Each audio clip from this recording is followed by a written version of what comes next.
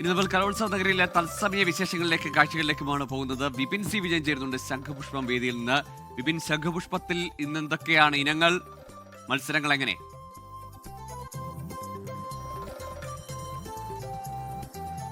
ഗോകുൽ, ആ കലാപൂരത്തിന് അത് ആരംഭം കുറിച്ചിരിക്കുന്നു. വലിയ ആവേശത്തോടു കൂടി തന്നെ തൃശ്ശൂർ അത് ഏറ്റെടുക്കുകയാണ്. കാരണം എല്ലാ വേദികളിലും നല്ല തിരക്ക് നമുക്ക് അനുഭവപ്പെടുന്നുണ്ട്. 25 വേദികളിലായി ഇപ്പോൾ രാവിലെ മുതൽ തന്നെ മത്സരങ്ങൾ ആരംഭിച്ചിരിക്കുകയാണ്. ഞാൻ നിൽക്കുന്നത് ഈ ശംഖുപുഷ്പം വേദിയിലാണ്. ഓരോ പുഷ്പങ്ങളുടെ പേരാണ് ഓരോ വേദിക്കുമുള്ളത്. ഇവിടെ ലളിതഗാന മത്സരമായിരുന്നു, അതിന്റെ ഫലം ഇതാ ഇപ്പോൾ വന്നിരിക്കുന്നു.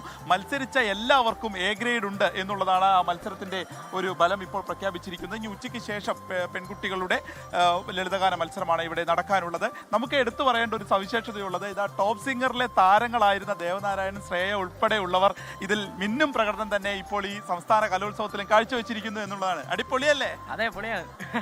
എങ്ങനെയുണ്ടായിരുന്നു ഇപ്പോ കലോത്സവത്തിന്റെ വേദി? കലോത്സവത്തിന്റെ വേദി നല്ലതാണ്. ഇപ്പോൾ 2-3 വർഷം കൊണ്ട് വരുന്നുണ്ട്. അടിപൊളിയാണ്, എപ്പോഴത്തെയും പോലെ അടിപൊളിയാണ്.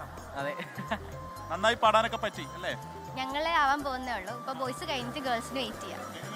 അതെ, ടോപ്പ് സിംഗറിലെ നമുക്ക് കൂടി ഒരു അഭിമാനമാണ്. നിങ്ങളൊക്കെ കലോത്സവത്തിൽ വരുന്നു, നല്ല പ്രകടനം കാഴ്ചവെക്കുന്നു. ഞങ്ങൾക്ക് സന്തോഷം. ഇവിടെ വരുമ്പോൾ എല്ലാവരും തിരിച്ചറിയുന്നുണ്ട് ടോപ്പ് സിംഗറിൽ വന്നുകൊണ്ട്. അപ്പോൾ അതൊക്കെ അറിയുമ്പോൾ നമുക്ക് സന്തോഷം. ഇനി മറ്റേതെങ്കിലും ഇതിലുണ്ടോ? ഉണ്ട്. ഇനിയും എനിക്ക് കഥകളി സംഗീതമുണ്ട്, അതിനി 17-ാം തീയതിയാണ്. അതെ, അപ്പൊ എല്ലാം സൂപ്പർ ആവട്ടെ. Thank you.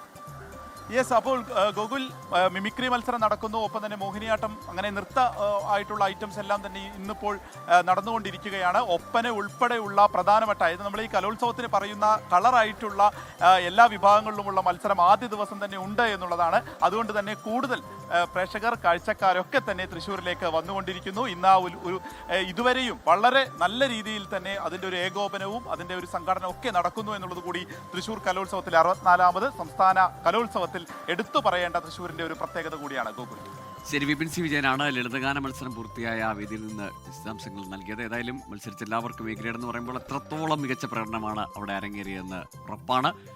ഏതായാലും കലോത്സവത്തിന്റെ വിശേഷങ്ങൾ വരും ബുള്ളറ്റിനുകളും കാഴ്ചകളും കലാപ്രകടനങ്ങളും പ്രേക്ഷകരിലേക്ക് 24 എത്തിക്കും.